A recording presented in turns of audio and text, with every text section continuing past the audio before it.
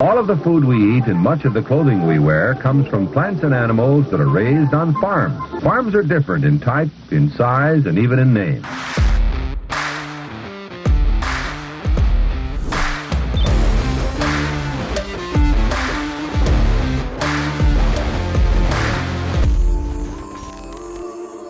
Welcome to Barn Talk. What happens at the barn stays in the barn, but not today. We're going to let it all out for you guys. And welcome to 2026. It's going to be a damn good 2026. It's going to be a damn good year. But before we get into today's episode, guys, you guys know the drill. If you get any value from the show, please, please, please share the show with the people that you know. The more that you guys do that, the more that this show grows, the more episodes we can make, the more guests we can have on, the more credible you make our show. It's just a win-win for everybody. It's kind of the ticket to admission to watch or listen to the show. Another thing you can do to help us out here at Barn Talk is you can leave a review on Spotify or Apple.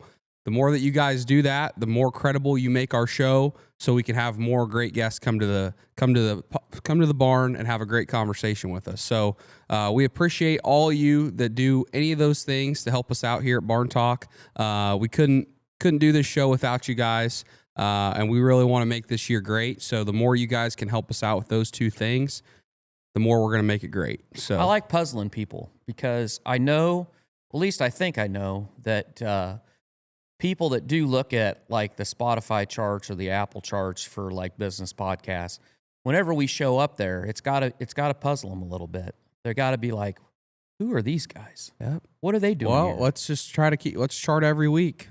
I know, right? Let's puzzle them every week.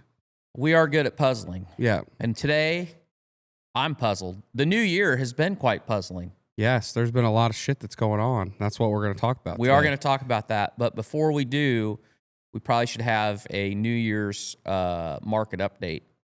So, in my greedy little hands, I have it hot off the press.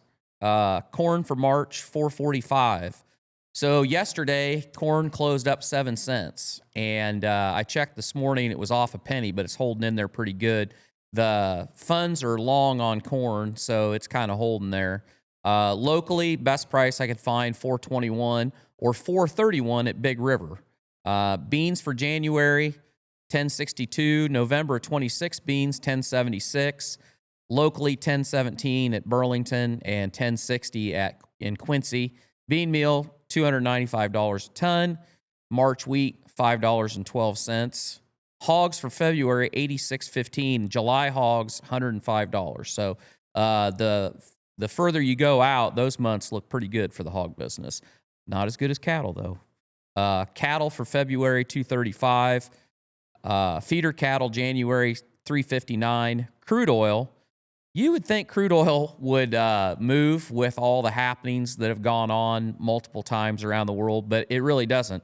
And that just tells you that despite the things that have happened, whether it be Iran, whether it be Russia, whether it be Venezuela, the supply is just, it's there, and nobody's too worried about it because crude oil for February is $58.32, and it just doesn't move much. The S&P 500, 6902, Bitcoin, 93,000.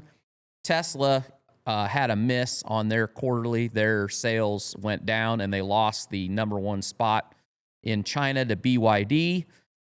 BYD is heavily subsidized by the Chinese government, but they do make a pretty good electric car, and they're getting into Europe, so Tesla's it's not going to get any easier for them. I threw Meta in here, $658.79, because we're going to talk about data centers today. Gold, $4,469, and silver, $76.16. And I saw somebody posted this on X, I think, and it was like a chart of the returns of all the commodities, precious metals, stock indices, I don't know what else, and whether their return or their negative or positive. And the highest percentage return of anything on that list was silver, and it was like 117%.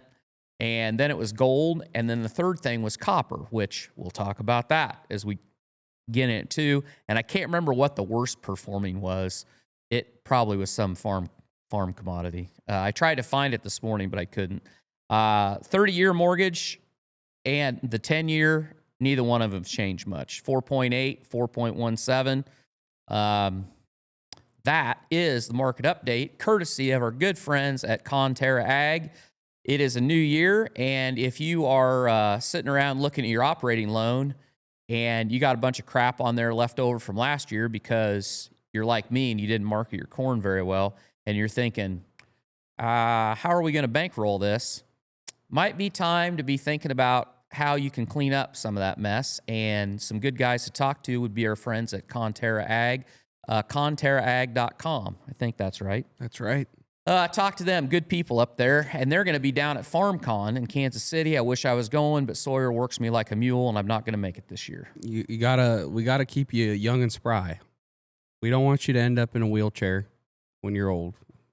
Well, what would I do at FarmCon that would cause me that? Well, no, I'm saying you got to work yourself. Oh. We got to keep you working. We got to keep you upright. We got to keep you moving, because if you go there, you're going to go out to dinner. You're going to have too many old fashions, and it's just going to end in you might end in a fall. It's a lot of work to socialize and drink. Not for you. Dad gets energy from it. I get drained after a while, but Dad is definitely, you want to talk about an extrovert, Dad is an extrovert. That's like cardio for me down there. Yeah, well, I don't know. Yeah, you're offsetting yourself though. I guess you're getting your bicep curls in and you're getting your steps in. So all right. I guess I'll start looking at it that way. We'll try next year. Yeah. Well, it's 2026. Before we get into all the hot topics, I wanted to ask, is there one thing that you want to learn this year, or one thing you want to go for this year that is top of mind for you? This could have very well been my goal for 25, and I feel like we got a lot further than where we were, but my biggest goal for 26 is to really work on the structure of our farm and our businesses and everything that we do together.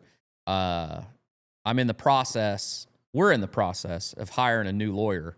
Oh boy, that's not fun. You're trying to figure out, one, to get somebody that'll actually give you the time, because all these guys, the first thing they want to do is hand you off to somebody else. But we're kind of at the point where our family lawyer that we've had, that my dad had, that we've always used, nice guy, and he's done a good job for us, but he's kind of to the point where he's a little out of his league, I guess, and we're trying to do some, I'm going to be 55, and so I'm practically living on borrowed time now, so it's time to think about estate planning and structure and trusts and all that stuff that'll make your head spin. So anyway, that'll be, but you know what's going to be good about that, though? You're going to go through it firsthand, and you're going to be able to come on here and give your experience about estate planning. So, yep, there you go. Hopefully, if we make it to the end of it, hopefully you can get to the end of estate planning, because a lot of guys, I think they start estate planning, but I don't know if they actually get all the way down. I might just get halfway through and decide, screw it, I'm going to sell it all and buy a house down in the villages and go down there and start living it up. Well, just let you guys fend for yourself. There goes the pod. Yeah, nice. What about you?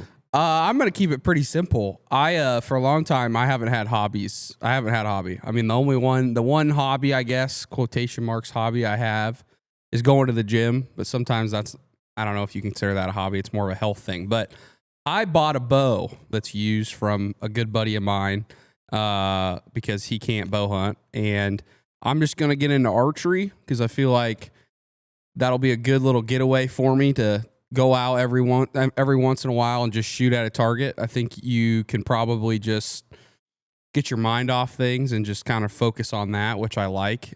And it's not a hobby, I think, that's going to require every single day I got to go out there and shoot arrows. But if I get good at archery, then might as well maybe pick up bow hunting. So I think that'll be a good little hobby. But I've never even shot a compound bow. I don't know shit about it. I'm just learning as I go, but kind of looking forward to that this year. I really want to really want to do that. I think I need to pick up a hobby and not always be focused on farm, podcast, business all the time. So just set up that target south of your house, not north of your house. I don't want to get hit by a I don't stray want arrow. to. You don't want an arrow to go through the window of your house. I look like that guy out of Fallout. That'd be like, is that an arrow sticking through my neck?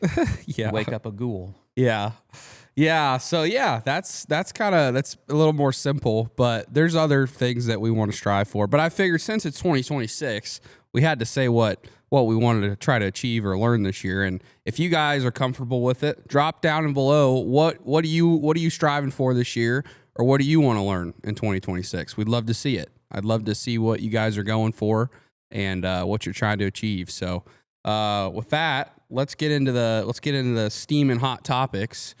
There's a lot of directions we can go because the world's just kicking off this new year. The fireworks are still going on. Didn't waste any time. Did not waste any time whatsoever. So I guess we should probably talk about Venezuela.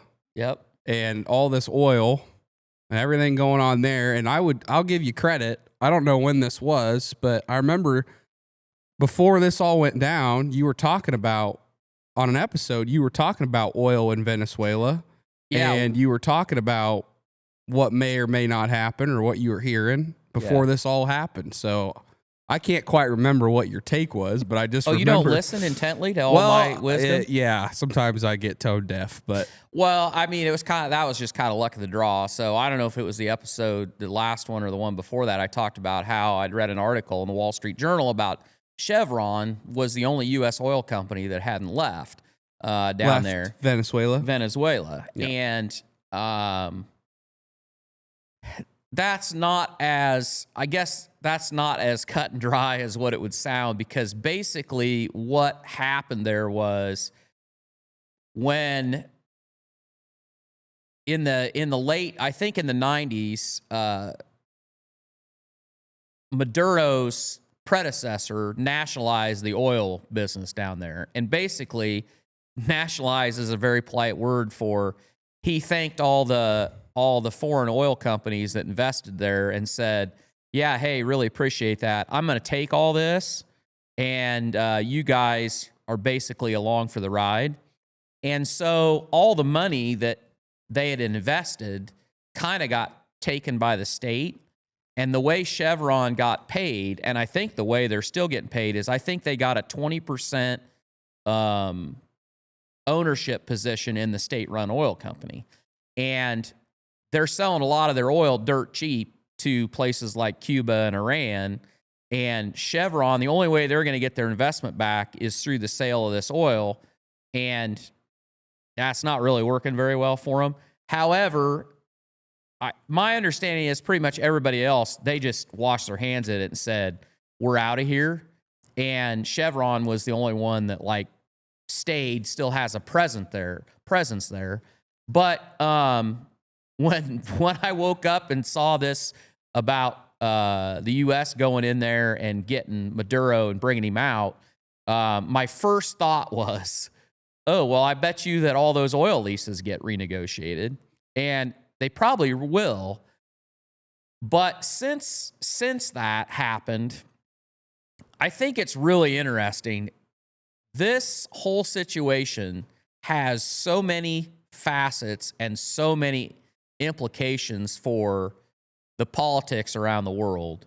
And the oil is just one part of it. But basically, the oil that comes out of Venezuela is kind of the equivalent of a lot of the shale oil that we produce in Canada. And a lot of these so a bunch of these oil companies that had invested in Venezuela, when they left there, they went to the tar sands in Canada and they invested their money there. So the argument can be made, everybody's like, oh, we're going to go in there and get all this oil. Well, I don't know whether we will or not, because if they go in there and try to up the production of what is coming out of Venezuela, they're kind of shooting themselves in the foot, because what it's going to do is drive down the price of the oil that they're already producing off the investment they made other places in the world.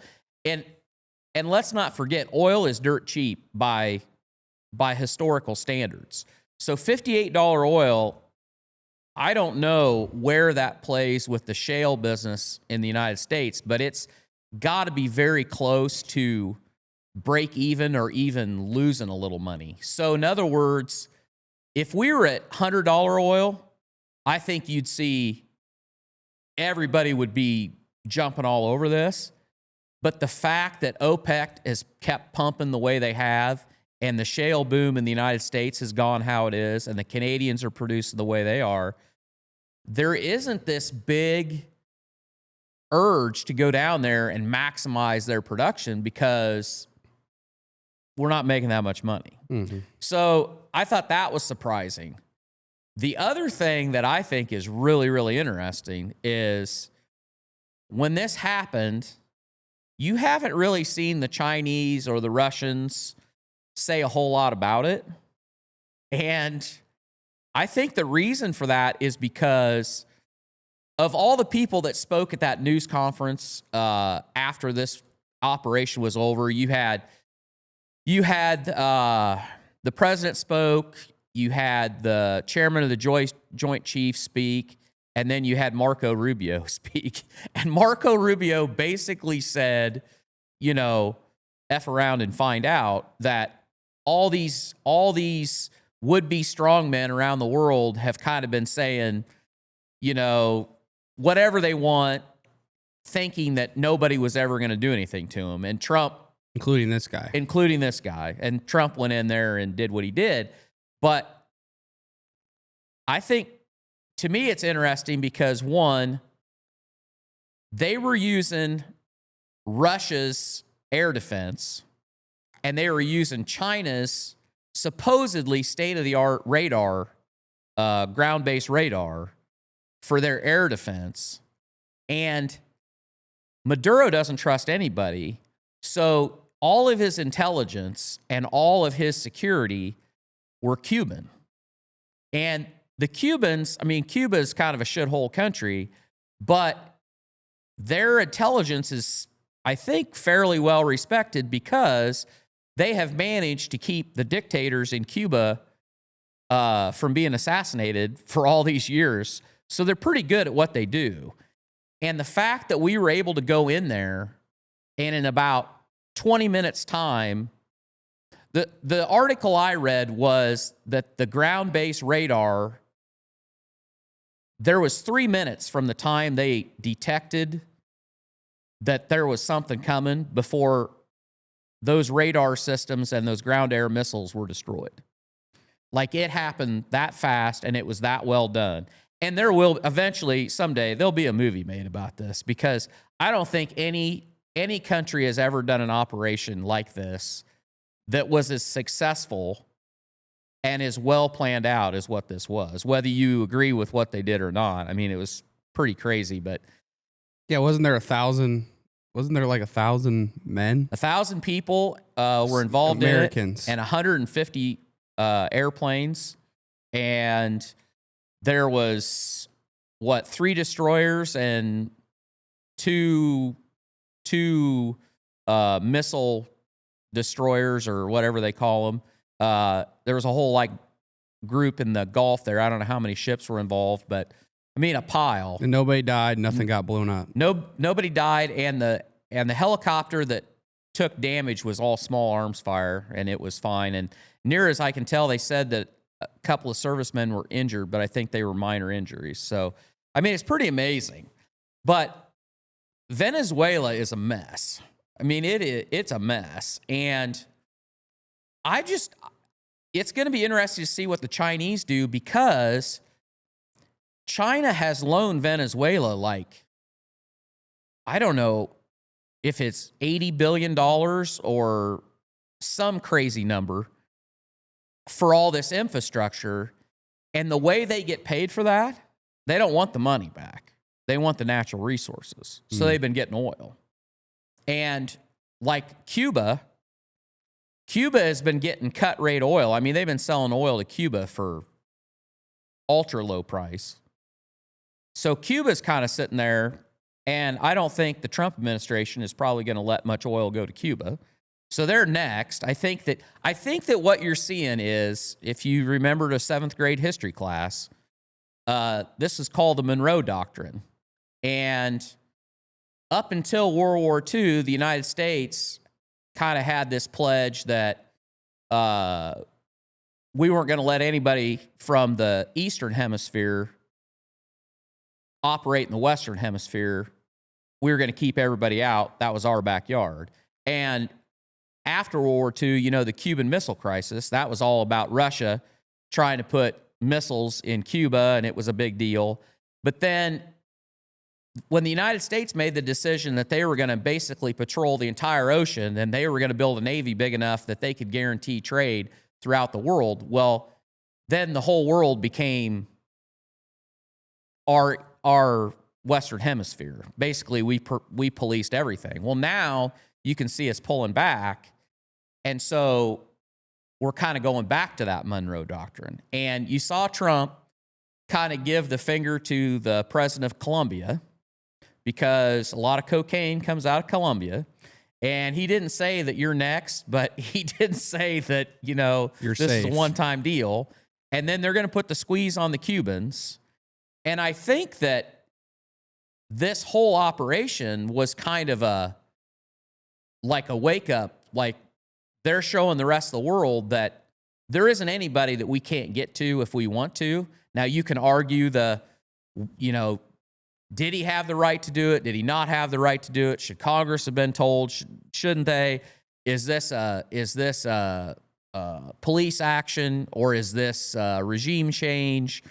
Blah, blah, blah, all the things. And they're going to argue that out over the next few weeks. But it has a lot of ramifications around the world. And I think the biggest ones are Cuba, and then what happens to China's investment over there. Because my guess is they're going to say, well, you know, we'll sell you oil, but we're not going to give it to you at a discount. I mean, the United States they're going to put the pressure on that they're going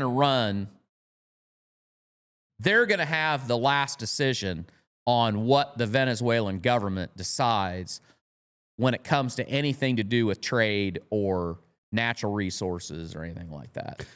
Yeah. Well, do you agree with the decision, or are you kind of in? What led to this? Didn't Trump want him to stop with the drugs?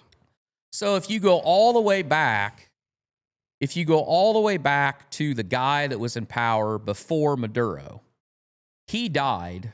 I can't remember when, mid-90s, I think. And he handpicked Maduro to take his place. And Maduro was a bus driver. He was not a politician. He wasn't a military man. He wasn't anything like that.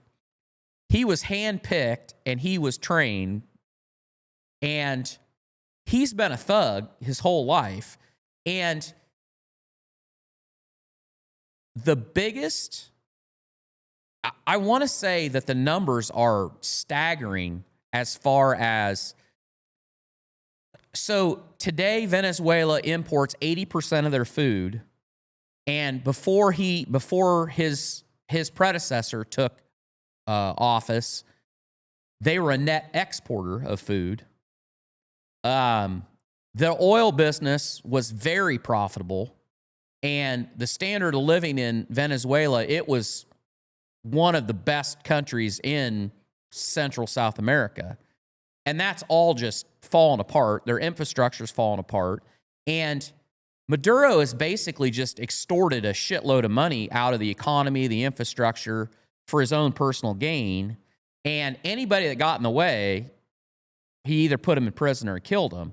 And I saw a number the other day that, like, the number of people that have fled Venezuela, it's like a third. I want to say it's like a third of the population or something like that. And there's multiple people here in the United States that are Venezuelan that have come here that have spoke out how relieved they are that he is gone, because he's a straight up thug. And so he was indicted by the Biden administration for all this, for drug trafficking and arms, blah, blah, blah, all, everything. And the Biden administration actually put a $20 million bounty on his head. So, I mean, Trump just did what everybody, I guess, wanted to do, but nobody thought they could do. So I guess I'd say, to me, if you want to argue about the way he did it and whether he should have gotten Congress's permission, you can argue that, and I think that's valid. But there is a very high level of distrust. Well, it goes both ways. So I think all of the Democrats, all of the liberals in Congress and within government don't trust Trump at all.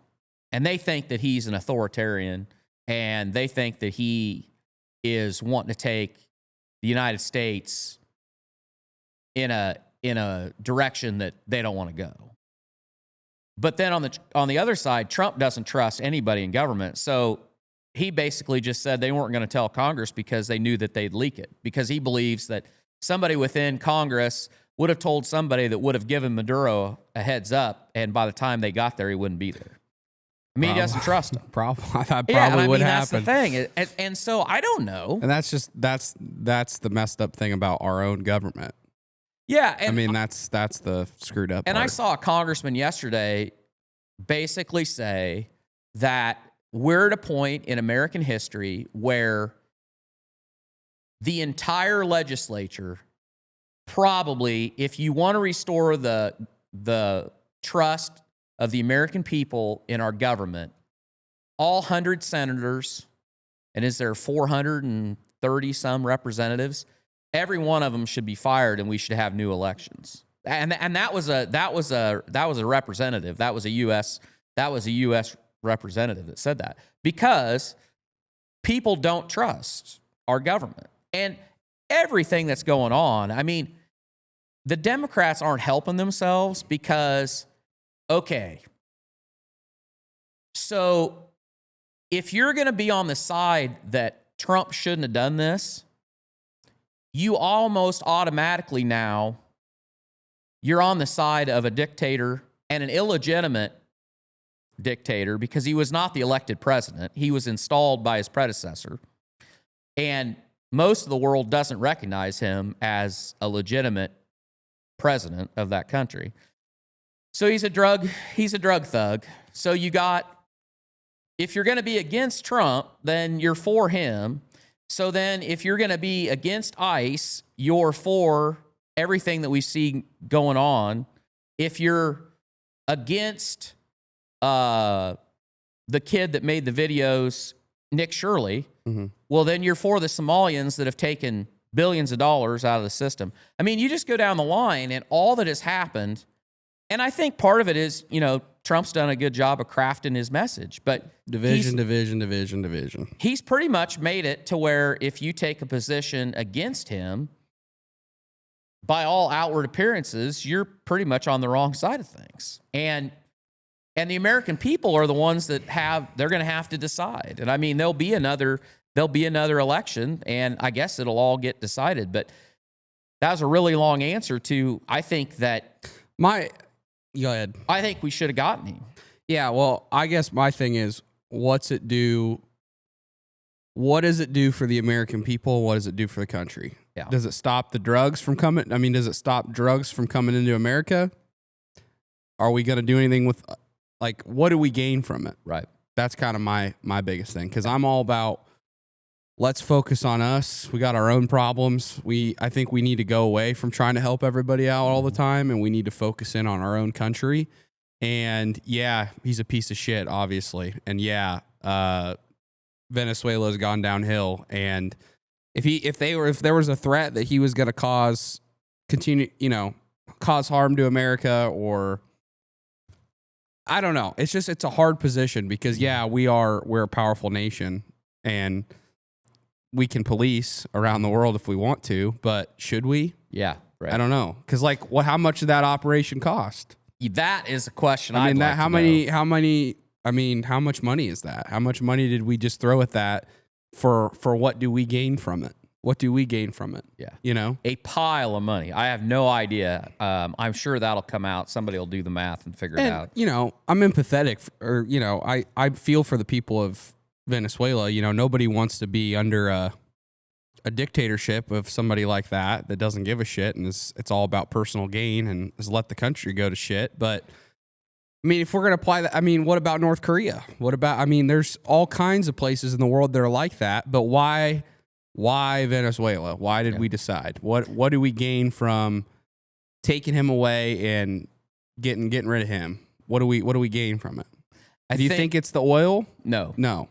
I think the biggest thing I believe is that it sets a precedent that they made an example out of him to the rest of the world and to leaders like the leader of Colombia and even the leader of Mexico, and said, you either get this drug thing under control or we'll get it under, or we'll remove you from power. I believe that's part of the signal they sent. The other thing is, I think it's a signal to China and Russia that don't come play. So China has done this, the same playbook that they've done in Venezuela.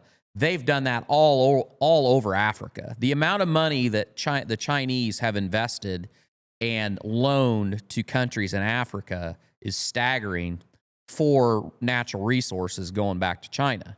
And I think what Trump is saying is, we're not going to allow that in our hemisphere, going back to the Monroe Doctrine. I think those are the two big things, and it remains to be seen whether or not, I mean, I think sealing up the border between Mexico has probably done more to limit the drug trade than anything else that we've done. But there's a lot of fentanyl that comes in through Canada. Mm-hmm. And obviously it didn't stop all of it. And I don't know whether you can ever get rid of it all, because where there's a will, there's a way. And obviously, you know, people like drugs. That's all there is to it. So I don't know if you can ever stop it. But I think, to me, those are the big reasons why we did it. And how that benefits us long term, I don't know. Yeah. But yeah, it's a good question. But that's kind of my main thing. I'm all about focusing on America. And I guess if it was just to send one big message, I don't know. I don't know how I feel about it. But I think let's go to Nick Shirley. Yeah. About the Somalian daycares. I've been loving if you guys have been on the internet and you know what we're talking about, pretty much all these, there's a shitload of Somalian daycares, and I think just general healthcare too sometimes, all over the state of Minnesota. And they have these just buildings. They have these just buildings where there's like 10 to 15 entities that are daycares or healthcare centers that are owned by Somalian people. And this journalist, Nick Shirley, and a colleague of his, he's an independent YouTube journalist. I've seen his stuff before, but this story absolutely blew him up. And shout out to this guy for making this video and making this story. But he goes in there, and you guys have all probably seen the videos, but he starts asking questions, and he's pointing to how much funding they've gotten from the government to help them with their daycare. And there's no kids. And there's no kids. He's asking, where's the kids? You know, I want to get information on bringing a kid here. How can I, you know, how can I enroll my son? Yeah, how can I enroll my son? You know, all the things. And they shut the doors. They pull the blinds. They try to get him out. They start videotaping him. Don't want to answer any questions. And it's shady shit. It's really shady shit. And this YouTube video that he put out, I mean, I don't even know how many million views it has on it. But really, you know, when you talk about what the biggest point I want to get across on this whole thing is this, when you talk about regular Americans making a difference and you talk about setting the standard of what it means to be an American citizen, and when we talk about it's on us, it's our responsibility, Nick Shirley is a perfect example of that very point. Because here's a guy that did the boring, unsexy work to go get those public records. It is an independent journalist on YouTube. and went and did the work, and look what it's done. CNN didn't have this story, MSNBC didn't have this story, Fox News didn't have this story. He went and did the work and is making a difference on his own. And that, you got to respect that. You got to respect that. No matter what side of the aisle you're on, that's somebody that gives a shit about the country, that went out and did the boring work and exposed something that, let's be honest, I don't care what side of the aisle you're on. That's fucking fraud. Plain and simple. That's fraud. That is fraud. That's people stealing Minnesota taxpayers' money. And U.S. tax dollars. U.S. tax dollars. I mean, that's bullshit. That is bullshit. That's the waste that's happening. Who knows where else? Yeah. And that's a guy that just went and did it. And that's what we need more of right there. That's what we need more of. We need more of that shit. I trust Nick Shirley way more than any of us trust big news and big media. That's the kind of shit we want. And I just think that was awesome on his part. Yeah, and it wasn't like, what's crazy about it is he literally went and went to the public records and printed off the sheet, because it's all public, of who got all this money. And then he just drove around. And it's like, anybody could have done this. Any journalist could have done this. You would think that the newspaper in Minneapolis would have done this, or the local TV would have done it. I mean, it's not like it was real difficult to do. Just nobody decided to do it. And he was on PBD. Patrick Bet-David. Yep. And they went after him. And instead of saying, holy crap, this is going on, they said, well, you're a white supremacist. The left-wing media. Yeah. And here's the thing, this clip is out there if you want to watch it. He was on PBD, and he's like, well, he asked him if he was worried about that. And he said, no, I'm not worried about it at all, because there literally is nothing that they can pin on me, because he said, I don't use alcohol. I don't use drugs. I'm not married. I'm a virgin. I don't lie to anybody. I haven't been in business with anybody other than my own thing. He's like, I am the worst person that the left has ever ran into, because the only way they could stop me would be to blackmail me. And I just don't have anything they can blackmail me on. Mm-hmm. And I just thought that was so good, because that is the example. That's where we are in this country, is if you don't like somebody's opinion, and more importantly, if you don't like the truth. Like, the thing was, nobody wanted to argue that this was not going on, that this wasn't true. Because he proved that it was true. He proved that it was true. And it's not like you could say, no, that's not true. They tried that. I mean, they tried to say it wasn't true, but like they said that he came during the hours when they weren't open. Well, a stipulation to get the money from the state of Minnesota was that your facility had to be open from 6 a.m. to 6 p.m. And he was there at like noon or 2 o'clock or 10 a.m. or something like that. And they tried saying, well, those aren't our hours of operation. Well, if those aren't your hours, you shouldn't have gotten the money. But all of that to say, I mean, he has single-handedly ruined Tim Walz's governorship. And Tim Walz came out and said basically that he was a white supremacist. And that if you claimed fraud of these Somalian people, that you were a white supremacist. And guess what? Tim had a news conference yesterday, and he announced that he's not running for re-election. What a fucking puke. And I will say, he is not going to run because of what has happened. He's not going to run because he knows what's going to happen.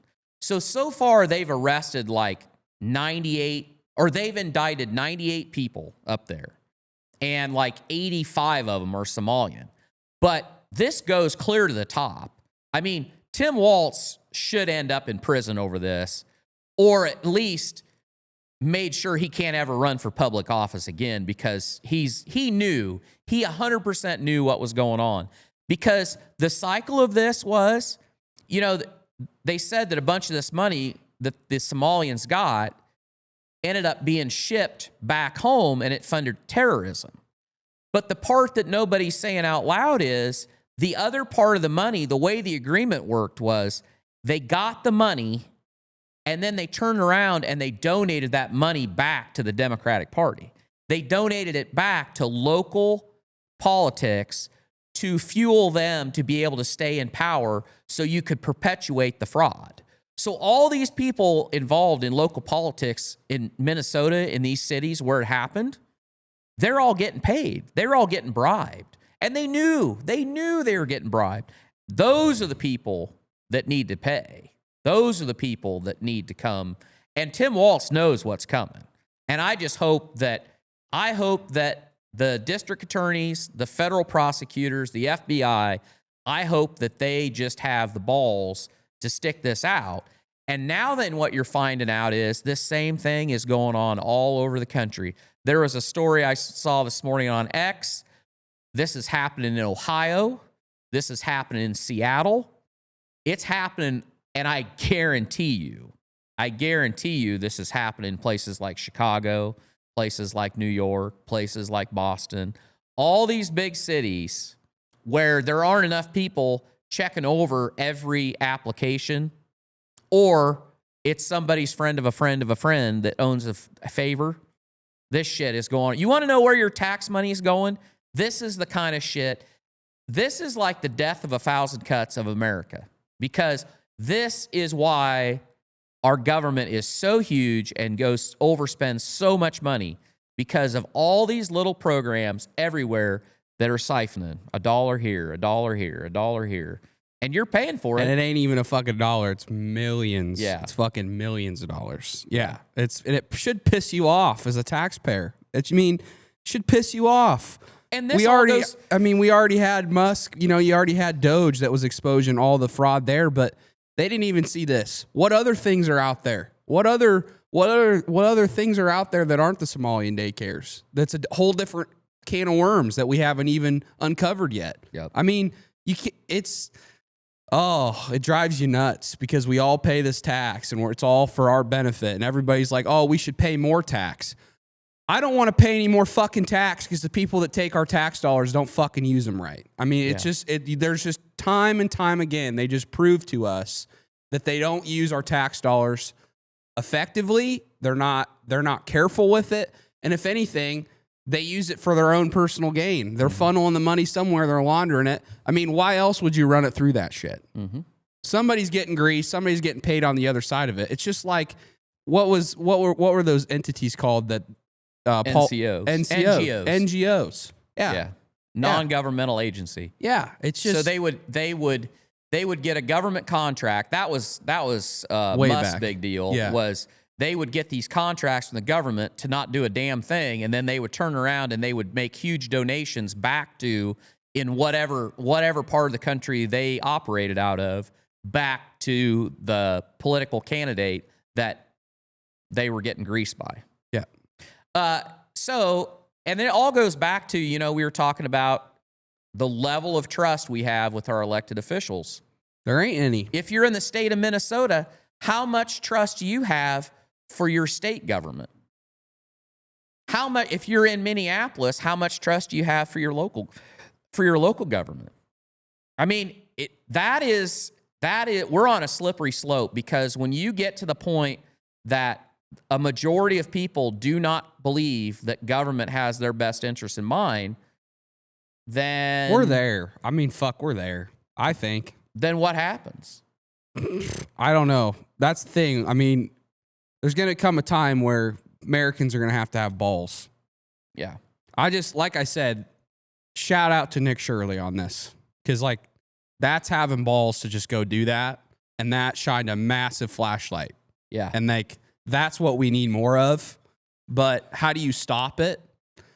I don't know. And and what you said about hopefully the FBI and these agencies go deeper into this and solve this. Will they though? Yeah.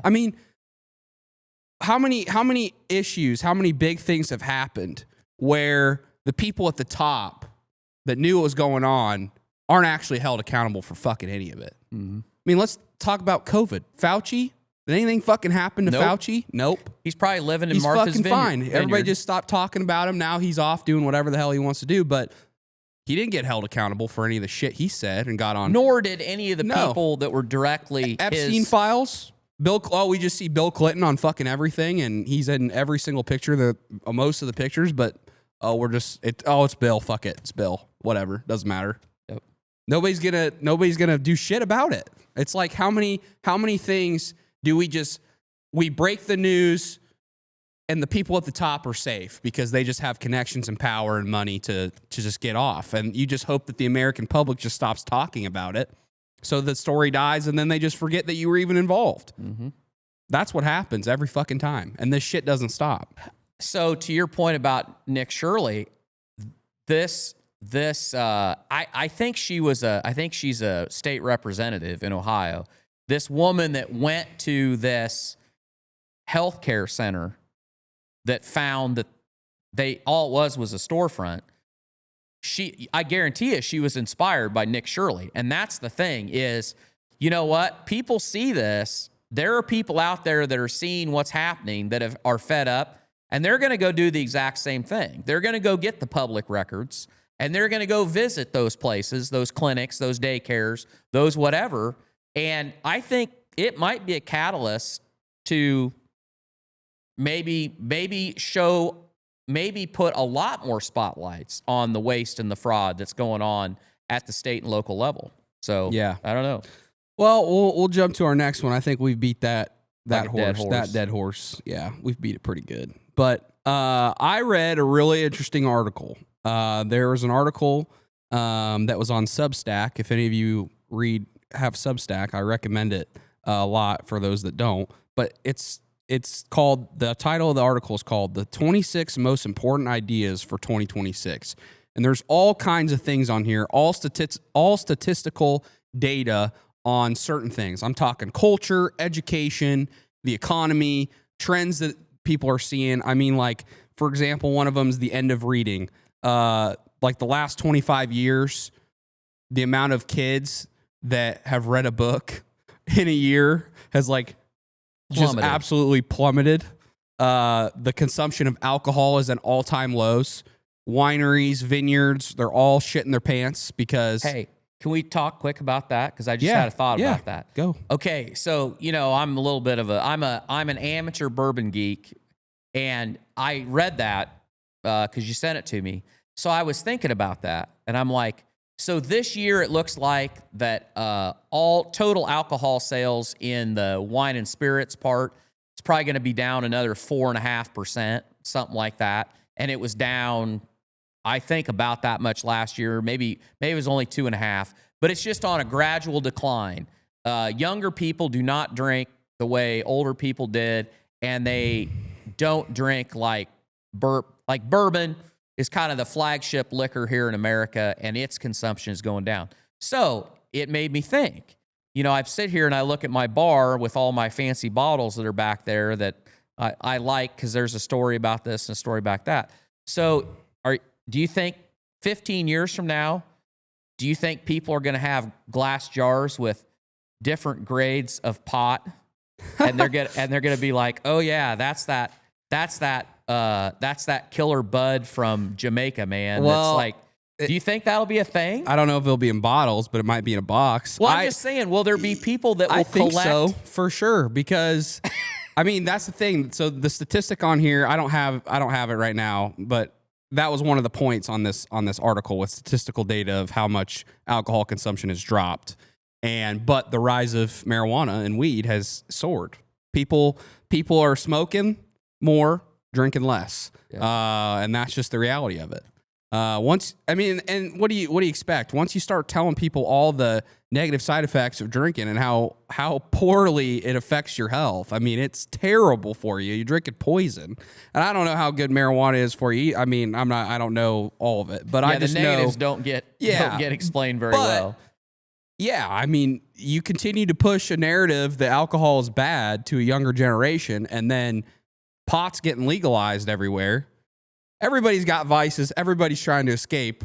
You tell us one thing's bad. You don't tell us enough that the other thing's bad. Well, and the other thing's new, or it's legalized anyway. Yeah. what do you think people are going to do? It's not like they're going to stop having a vice. They're going to have a vice. Yep. It's just going to be something different. Yeah. And, you know, there's just people that you listen to people talk. I mean, there are people that prefer taking a gummy over drinking a glass of wine because they just wake up in the morning and they feel a hell of a lot better than they would if they got drunk off the wine. So that's just the reality of it. But yeah, I mean, I guarantee there's going to be pot collectors. I mean, there probably will. There probably will 100%. But it's just so new that I don't know. I think there's all kinds of probably brands and products, and who knows what it looks like. But main reason I wanted to bring this article up was there was a stat on here about AI that was just crazy to me. The topic that he said on here, one of the 20, did I say 26 things? Yeah. One of the 26 things that he brought up was the whole U.S. economy right now is one big bet on artificial intelligence. And we've talked about that on this show countless times, that right now, without AI, the economy would be trash. Fucked. I mean, absolutely screwed. The thing that is stimulating and holding up the economy is this AI race of building all these data centers, these companies making these huge bets. This is one of the statistics that he threw out there. So in the last 3 months, the hyperscalers of AI technology and infrastructure, Meta, Amazon, Google, Microsoft, and Oracle, have spent more than $100 billion on AI infrastructure, including chips, data centers. That is the inflation-adjusted equivalent of 3 Manhattan projects in 3 months. At this rate, the AI build-out will outspend the entire Apollo program every year, despite only being financed by the private sector. That just tells you how massive this opportunity is, this industry is going to be, and how fast these companies are trying to move on this, because they know that this is like the new social media. This is like the new vehicle. This is the new opportunity. And I think you should talk about your experience with data centers. We all know that if you're living in the Midwest, here in Iowa especially, shitload of data centers are going up. Shitload of them. And because we're going to need all that data's got to go somewhere. And it's good for the short term. A lot of people are coming, a lot of hotel stays, a lot of restaurants.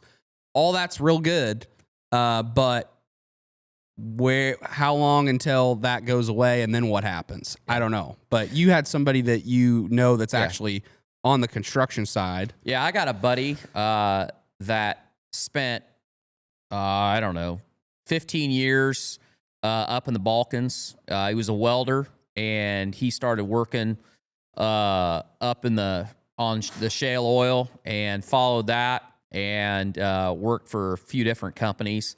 But the company that he spent the most time with, they have the contract, and they're building the first of, I think they're building 5 around the Midwest. But the first one they're building is in Cedar Rapids, Iowa. And so if you're familiar with that town, basically between the airport that is on the south side of Cedar Rapids and Highway 30 that goes still on the south side of Cedar Rapids but closer to it, between Highway 30 and the airport, right in there, and then west side of Highway 218 or 380 corridor, that's where this data center is being built. And he's going to be here. Basically, he's going to retire. He's a little younger than I am, but between, not only do they have the contract to build these data centers, but then they have the contract to do the maintenance. So they're building a brand new shop there. He has moved back here, and he just said, he's like, I'll just retire from here, because once we all get them built, then we'll do the maintenance on them and do all that. But he said that right now, I think there is 3 of the 7 buildings that are going to be constructed on that site is constructed. The 4th one is shelled in, and they're doing dirt for 5, 6, and 7. He said that by this summer into fall, there'll be between 5,000 and 6,000 people working on that site. So the city of Cedar Rapids, I mean, it's like a boom town, and they don't have enough hotel rooms. There aren't enough restaurants. He said when he leaves the job site, he's still living down here close to where he grew up. He's renting a place, so he's driving home every night. And it's about a 40-minute drive from Cedar Rapids. Well, it's probably about an hour drive for him because he's south of us.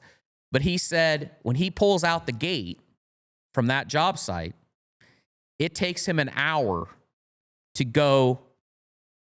It's a mile. I think it's a mile from the site to Interstate 380. But there's so much traffic that it takes an hour to get to the interstate. And there's only about 1,000, 1,500 people working there now. And by this summer, there's going to be 5,000.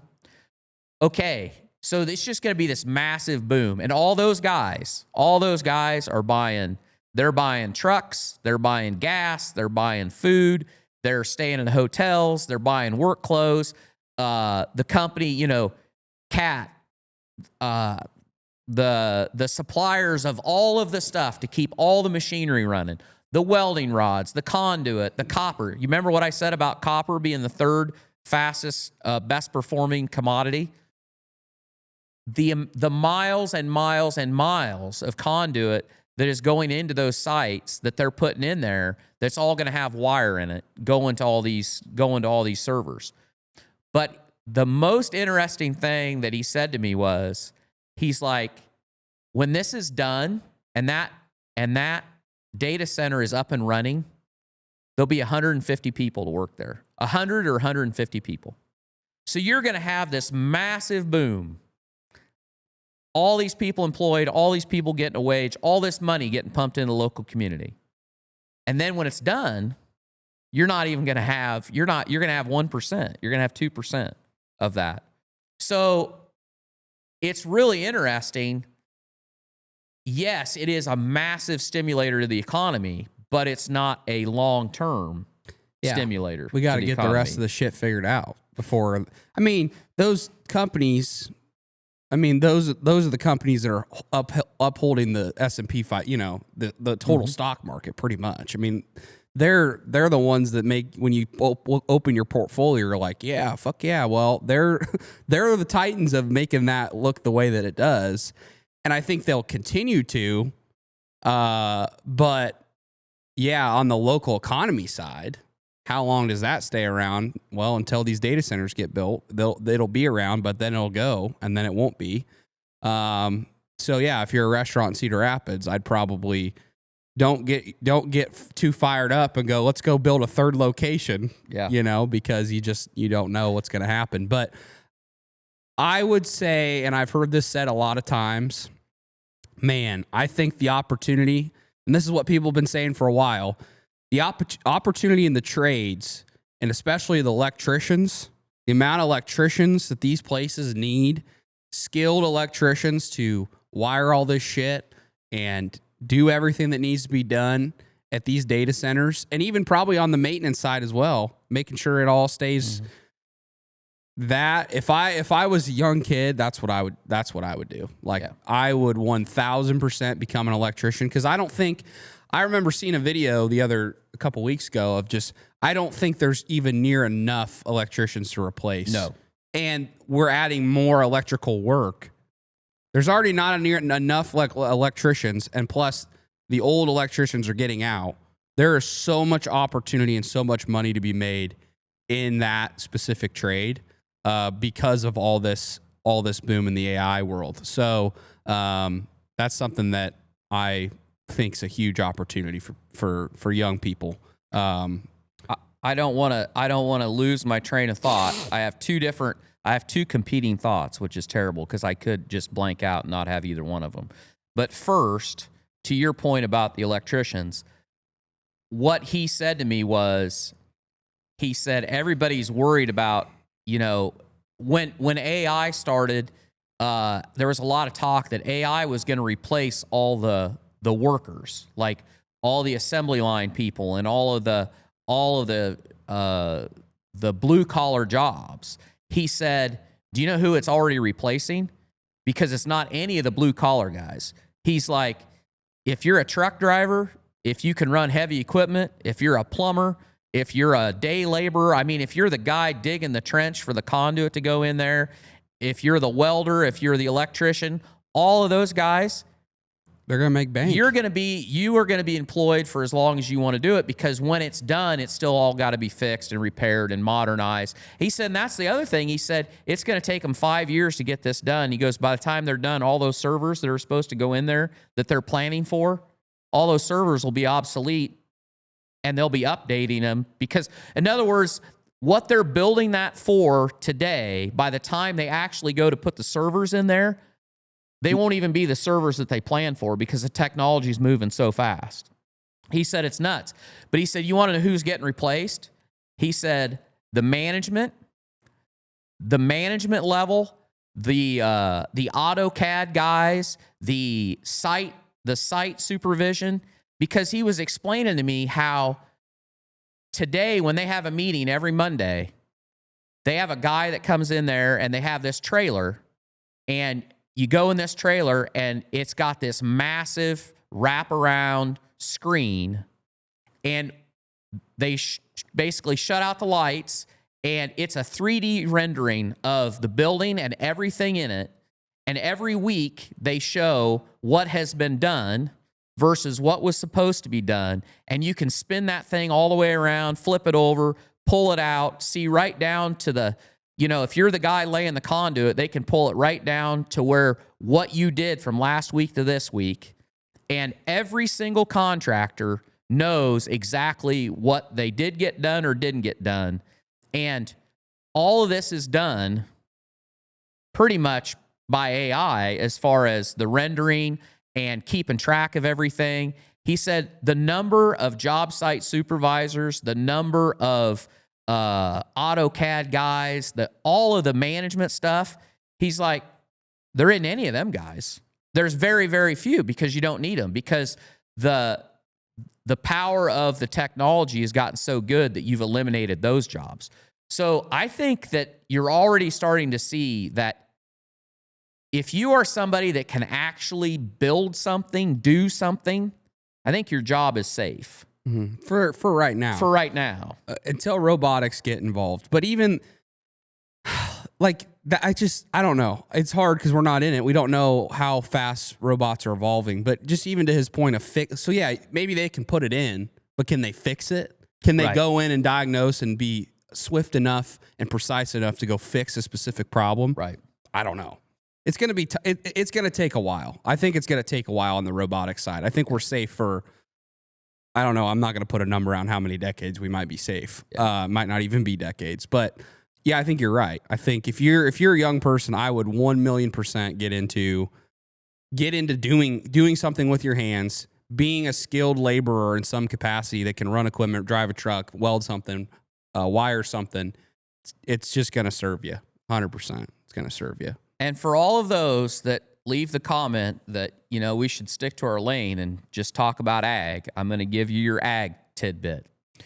If you are a farmer and you don't think that your livelihood is going to be upended more so than it already is, these data centers are an example as to why it is. Because if you think that you can't find labor now to run your grain cart, or say in our case, to chore your hog building, or to drive a feed truck, or to drive a grain hopper, do you know what it's going to be like in 5 years?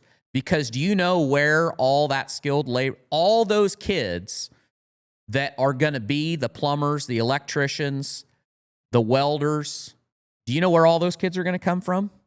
They're going to come from the Midwest, because they're going to be the ones that have a little bit of experience because dad fixed this or grandpa fixed this or let him drive the semi or went to FFA and had the experiences, of actually doing things. the amount of people that are going to get pulled out of agriculture because you're not going to be able to pay them. There's no way you're going to be able to pay somebody to chore your hog building what they can make welding or being a lineman or an electrician or whatever. What are you going to do? So agriculture is going to have to adopt technology faster in the next 5 years than they have in the last 5 years. And I think that is, to me, that's scary as hell because, you know, we custom raise pigs and we complain about when we get a trucker that doesn't know what he's doing or the feed doesn't come on time or, you know, if I have something that's got to be fixed and I can't fix it myself and I have to call somebody to fix it and they can't get there for 2 days. Well, if you think it's bad now, just wait because you truly are, you know, we say we're in a global economy. Well, you are in a global economy, but you're in a national economy. And at the same time that the demand for skilled labor is going up, our population has shrunk or stayed the same. And it's going to come down to the dollar and you can't compete. So you better figure out how to automate it or you're going to be in trouble. Hell, we already are in trouble. So on the labor there side. you go. Yeah, and last thing I want to talk about is, just the sheer amount of power on these data centers, but it kind of leads into the last thing I kind of wanted to say. Last week, we talked about solar and, you know, urban sprawl and solar and wind projects and all that. But you heard from a neighbor about that solar project that this company around here wants to come into our neck of the woods and, you know, install some solar, and you have the legit numbers of what they're offering people. Yeah. So there's two different companies that are trying to lock up land to build solar farms across the county that we live in, and their goal, I think I know this correctly, their goal is like 2,000 acres that they're trying to get rights to be able to build solar farms on. And the one that started like last year or the year before, they were paying guys $800 an acre, I think on a 20-year lease with a 2% annual increase for inflation. Well, I had a neighbor tell me the other day that there's a new company that is competing, wanting to do the same thing. They're paying $13.20 an acre annual lease on farmland, 20 years, 2% cost of living. And he asked the guy, like any good farmer will, does that cost of living, is that negotiable? Because I think it needs to be more like 5%. And he said, well, I'm pretty sure we'll do 3%. I don't know about 5%. Now, so I sit here and we bitch about urban sprawl. You can rent that ground to your neighbor for $350 an acre. If you got somebody you don't like and is dumb enough, you can rent it to them for $400 an acre, but you'll have to find somebody else to rent it to in 2 years when they go broke. Or you could just rent it to the solar company and buy that house in the Villages and not have to look at it and get $13.20 an acre. How many people do you think are going to go down that road? And you can judge them. You can judge them, and you can say, I'd never do that. Well, would you? I don't know. Everybody's got a number, and the numbers they're throwing out now, because the demand of power is so high. There is a nuclear power plant in Palo, Iowa that got shut down, I don't know, 5 years ago, 7 years ago. Maybe it's been longer than that. And I think Meta bought it. It's either Google or Meta. Basically, they went to the state utilities board and got a permit to bring it back online. They're going to update it and they're going to run it. And everybody's like, oh, this is great because it's going to help our cost of electricity. No, it's not, because every kilowatt they make is going to go to that data center. And we're so short. I mean, I think it's like 2 terawatts. The need for power is like 2 terawatts growth a year for the next 5 years, something like that. And we're not going to be anywhere near that. I shouldn't say that. I think the wild card is, just like you said at the beginning of this, all this money that's coming in here is all private equity. It isn't coming from the government. It's not coming from public investment. It's coming from private equity. I think you're going to see the same thing happen with power generation. So I think you're going to see a huge push for regulatory reform to where it does not take near as long and as near as much red tape to build a power plant. And 2, they won't be publicly owned. It'll all be private money. Well, we got to figure out nuclear. Yeah, we do. We got to get the nuclear power shit going. You cannot. Solar will not get you there because the sun doesn't shine. So for every terawatt of solar power you have that you install, you have to have a backup that you can run, or you have to have really good battery technology. The only hope for solar is if the battery technology keeps pace to where when the sun shines and you're producing, you're only sending half that power down the line and the other half you're storing in batteries that you can discharge overnight till the sun comes up tomorrow. And if you can't do that, you have to have a peaker plant. You have to have a plant that can spool up to fill the gap when the sun isn't shining or it's cloudy or it's a snowstorm or whatever. Mm-hmm. And we don't have that today. Yeah. Yeah. And I just hope, I mean, yeah, it's hard. That's those numbers, those offers that they're throwing out to farmers. And what I got me thinking was how many older farmers are there in our neck of the woods that don't have somebody that wants to take it over, you know, or a pile of them. I mean, there's a pile of them in our area. And, you know, like you said, how appealing is that offer? If you know that the next generation isn't going to take it over and you're going to have to sell it, well, fuck, might as well maximize my income while I still am running. And if you're the young guy trying to start. Problem is, though, if you go to sell that when you're, you know, I guess, I don't know if you'd sell, well, I guess you could sell that ground with the solar panels on it. No, it just adds the value. Income is, yeah, because today you're selling land and it's based on the corn suitability rating. Mm-hmm. If you're selling that, it's based on, okay, you still have cash flow. It's like fucking real estate property. Yeah. Yep. Well, it is real estate property, but you know what I mean? It's like, it's buying like a rental property. Yeah. Yeah, it's crazy. There's a lot of good shit going on, a lot of stuff to worry about. And yeah, I think that was a pretty damn good hot topics. You got anything else you want to talk about? I'll give you one more statistic. When you talk about AI and just the massive, I mean, they say AI eats everything. It does, and it also eats water. So the last estimate that I saw was direct and indirect use of all of the data centers that are running today with the power generation that is built to supply them. That's 220 terawatt hours of power. We'll use 782 million gallons of water a day. And to put that in perspective, the entire bottled water industry in the United States uses 63 million gallons a day today. Holy shit. That's a monster. That's a powerful statistic right there. That's fucking crazy. Holy smokes. I don't know. It's a brave new world. It is a brave new world. Anyway, well, we're just going to have to be along for the ride because there ain't nothing we can do about it. That's right. But we can sure as hell talk about it. We can. There'll be lots of good discussion along the way. And, yeah. It's going to be a good year.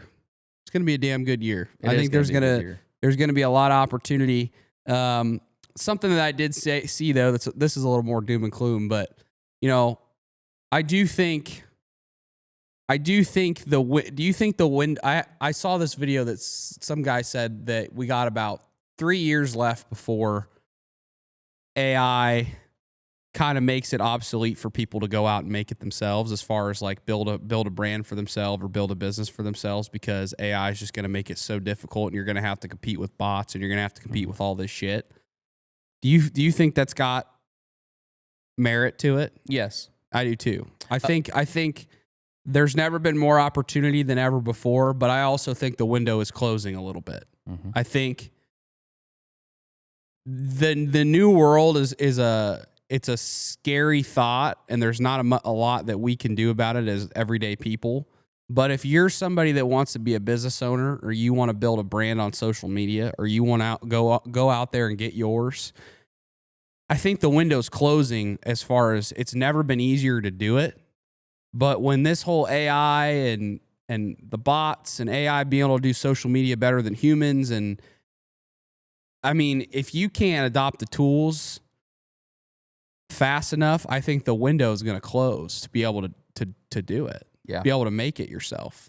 But there is no business and really no job that can't benefit from you making what you do personal and branding yourself. Yeah. Human experience. People love that. I'll give you a great example. There's a guy that I follow that I have I'll never need his services. He's the sales manager. I think he's the sales manager for a Mercedes-Benz dealership. And his tagline is bow ties and Benz, because he wears a bow tie every day to work. He is the most interesting guy. And he just goes through, all he does is he goes through the deals that come to him, and he explains why a car is worth what it's worth, and just the issues that come up with people that trade cars in and they're upside down. Like, people come in and they're $40,000 upside down because they've traded and traded and traded, and they've had negative equity every time. And then the other thing that's super interesting is, if you're a Mercedes person, the demand for a Mercedes G-Wagon, if you're an upper crust bougie person, the ultimate cock-swinging statement is to have a G-Wagon, which is like their SUV. Well, there are more people that want them than can get them. And so these dealers have all these creative ways, like lotteries and different ways that they kind of portion out the G-Wagons they have for sale. And he talks about that kind of stuff. But anyway, he is just blown up. And he's so I don't care. I'm never going to buy a Mercedes. But I would buy a car from that guy just because you feel like you know him. And he gives so much free value. If I was looking to buy a luxury car, I would call that guy, because he's just a straight shooter and he does such a great job of explaining.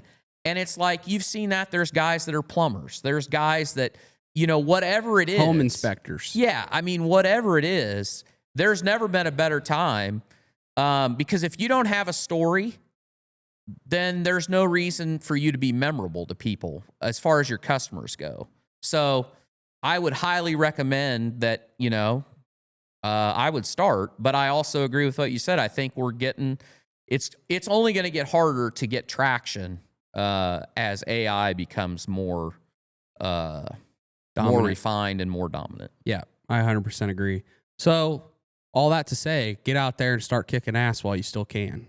Get out there and kick ass, build a brand, build a business, go after what you want while you still can, because who knows what the world's going to look like in the next 5 years? Who knows what the world's going to look like in the next 10 years? It's unprecedented times, because it's a time we've never seen in human history. I mean, that we know of.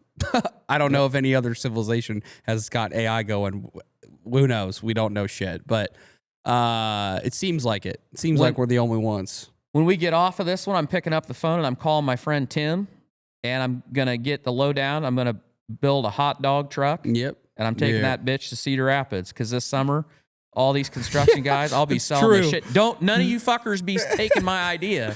That is a good, we need a Boondogs hot dog truck. It's going to be Tork's Dogs. Tork's Dog. Yep. Or we could call it Boondog 2. I'll pay Tim 10 cents a wiener. Yeah. Yeah. For anybody that don't know, Tim Jones, he was on our podcast. He owns a restaurant in Kentucky called Boondogs. It's like gourmet hot dogs on steroids. Like, they do them all right. And yeah, that'd be a good idea. Might be worth the call. But I'll just pull that bitch right into the data center lot. Yep. You'd be good. You'd be set. 2,000 pounds of dogs a day. Yep. Out the door. There you go. I love it. All right. Well, I think that's going to wrap it up, guys. We hope you got some value out of this. We hope you related to us on something, or if you learned something. All that we ask is please share the show. We're trying to go to the moon with this podcast in 2026. It's going to be a great year for all of us. Go after what you want. Don't wait any longer. You only got one life. So we love you guys. We appreciate you, and we'll see you back here next week for another episode.